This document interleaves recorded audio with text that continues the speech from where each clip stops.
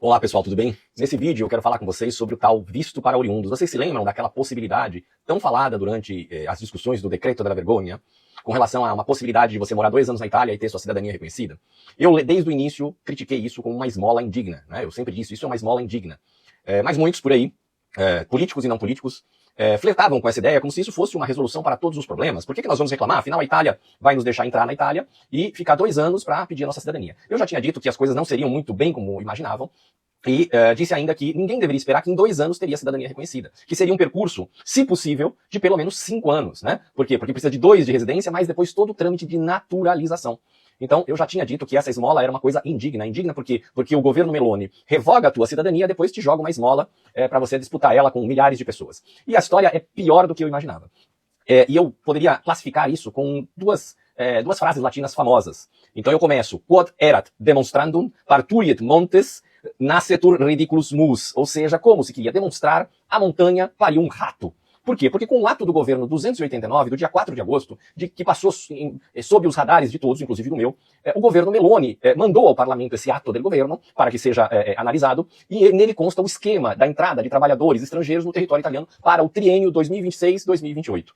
É um tema complexo, mas em extrema síntese, esse ato que já foi aprovado no Senado e que em breve será aprovado na Câmara, ele prevê o quê? Ele prevê o seguinte, a entrada de 228.600 trabalhadores estrangeiros para lavoro subordinato, ou seja, trabalho com vínculo empregatício previamente estabelecido, porém, os únicos países que têm alguma imigração italiana que podem gozar dessa cota de mais de 228 mil vistos são o Peru e o Equador. Nem Brasil, nem Argentina, nem Uruguai podem gozar dessa possibilidade especificamente. E os descendentes de italianos, onde é que está o incrível visto para oriundos, né? Que tanta gente falou por aí. Então, essa maravilhosa esmola, que alguns ansiavam muito, prevê 150 mil vagas. Não, 150 vagas de lavoro autônomo, ou seja, a possibilidade de exercer uma atividade de trabalho sem prévio vínculo, ou seja, basicamente, entra aí e te vira para achar um emprego.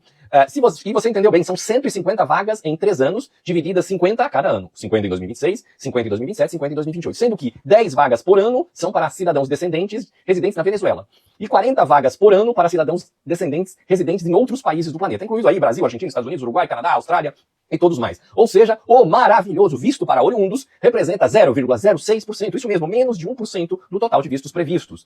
E até agora, ninguém sabe quais são os países classificados de imigração italiana pelo Ministério de Relações Exteriores da Itália.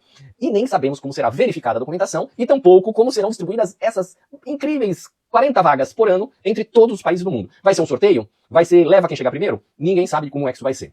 Para vocês entenderem que este é o respeito que o governo Meloni tem pelos descendentes de italianos no mundo. Porque aprova um decreto, muitos dizendo, olha, não fiquem preocupados, vocês vão conseguir vir depois, morar 2 anos e pedir a cidadania. Olha só aí o que vem pela frente. Então esse é o respeito que o governo Meloni tem, jogando essa esmola indigna de 40 vagas por ano, além de todo o processo, que já é indigno por si só, mas são 40 vagas por ano para o mundo inteiro. E 10 vagas para a Venezuela.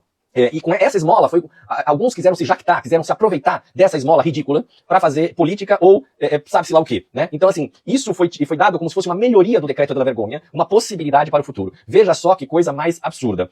E uma nota política importante sobre esse ato do governo 289. Sabe quem foi a relatora no Senado do ato do governo 289? Foi a senadora Maria Stella Gelmini, do grupo do qual o MAI faz parte. Ou seja, a amigona do MAIE. A Maria Stella Gelmini, grande amiga do Maier, que votou a favor do Decreto della Vergogna, foi a relatora dessa vergonhosa situação que o governo Meloni aprontou mais uma para os italianos no exterior. E procurem nos atos do Senado alguma palavra dela ou do Maier denunciando a quantidade ridicularmente irrisória dos vistos previstos para os italodescendentes. Se alguém encontrar algo, por favor, me avisa. Lembrem também, né, quando eu saí do Maier, eu disse que eu jamais ficaria no Maier se o Maier continuasse no governo. E eu saí do Maier, e as pessoas que permaneceram no Maier, e o próprio Maier que resolveu permanecer no governo que fez o Decreto della Vergogna, o Maier disse que permaneceria no governo para quê? Para negociar melhorias, para poder ter uma voz mais forte para melhorias para os italianos do exterior. Então, esse ato 289 é a melhoria de que o Maier fala. Veja só que coisa maravilhosa que o Maier conseguiu negociar com o governo. 50 vagas anuais para os descendentes irem reconhecer a cidadania na Itália, né? Então, assim, essa falsa independência dos partidos de Roma, obviamente, é para inglês ver, como nós dizemos no Brasil.